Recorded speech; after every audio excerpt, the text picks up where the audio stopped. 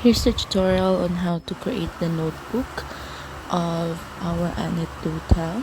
Ayan, napakaganda ng design ni Creative Nanay. Pwede kayo mag-avail sa kanya. Meron siyang page sa Face. Yun.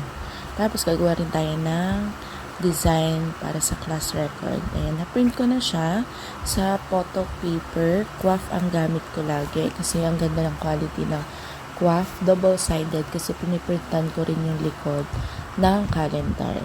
Syempre, para mas tumagal yung picture o yung cover natin kasi na-expose nga yun, laging gagamitin ng teacher, kailangan may photo top. Cold laminating yan. Ganyan lang ako mag-photo top. O, di ba? Ang bilis. Yun yung nakita yun. Nagmamadali lang. Ganyan lang talaga ako mag-photo top. Yan, inilagay ko sa gilid, pinantay sa taas, tapos pinush na pababa.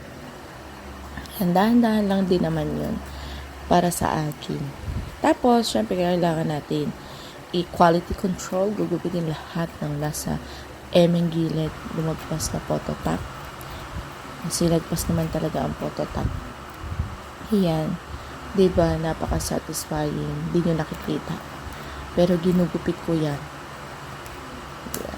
O pati paggunting, diba, pinakita ko sa video. Walang cut to. Ayan. So, lahat ng side dapat, kahit sobrang nipis na nung lagpas, kailangan matanggal. Kasi, once na hindi natanggal, magkakaroon ng dumi. Didikit dun sa photo top.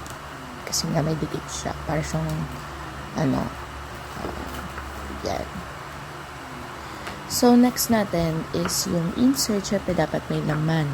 Ang laman na to ay anecdotal record. Meron siyang anecdotal records, 26 pages.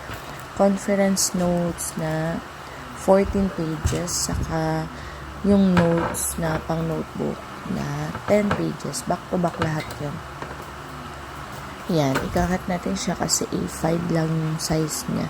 Ito, tinatansya ko lang yan. Medyo mapatay naman yung pagkakat ko ng A5, pero dapat talaga merong anong tawag dyan, merong yon tagaharang para dun sa A5.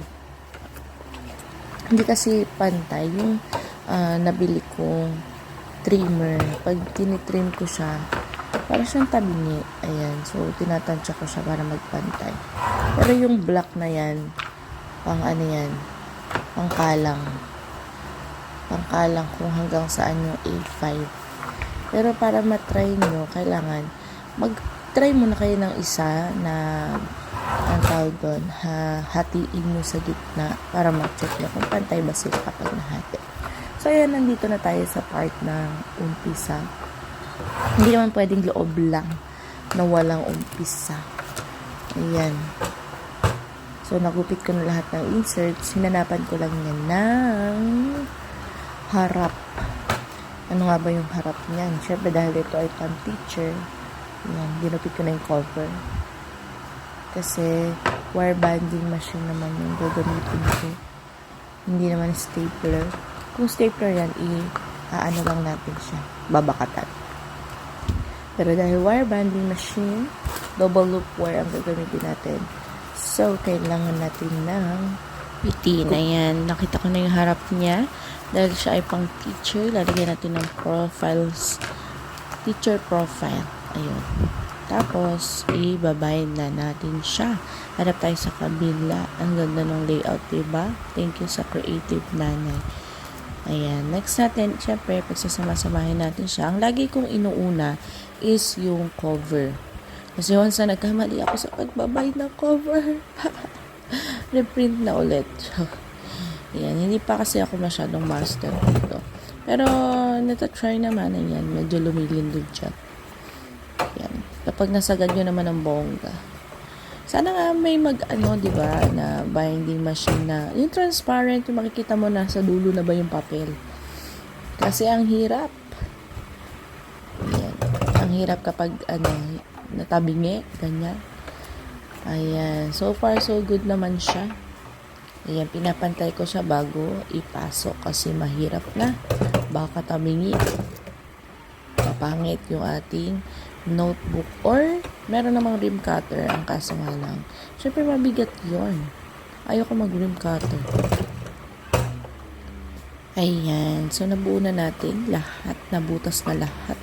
Tapos, kailangan yung cover baliktad. Nauuna yung likod. Yan, para yung lock ng wire binding machine is maayos. Nakikita.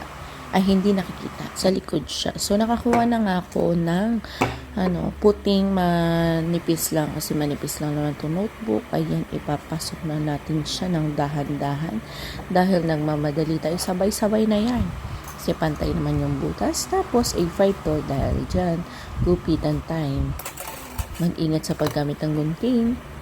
Yan. Tapos, ang ating wire ay 7.9 lang. Ilalagpas ng konti. Then, pack. Tapos na. Ayan. Gusto ko siyang ilak ulit. Kaya, ninipisan ko ulit siya. Lock ulit para sure na hindi matatanggal ang mga pages. So, ayan na. Tapos ng ating anecdotal record. Yan, nakita nyo naman. Napakadali lang gawin yan. Pwede siyang pang-business. Yan, bili lang kayo ng pambutas and printer. Yun lang. Subscribe.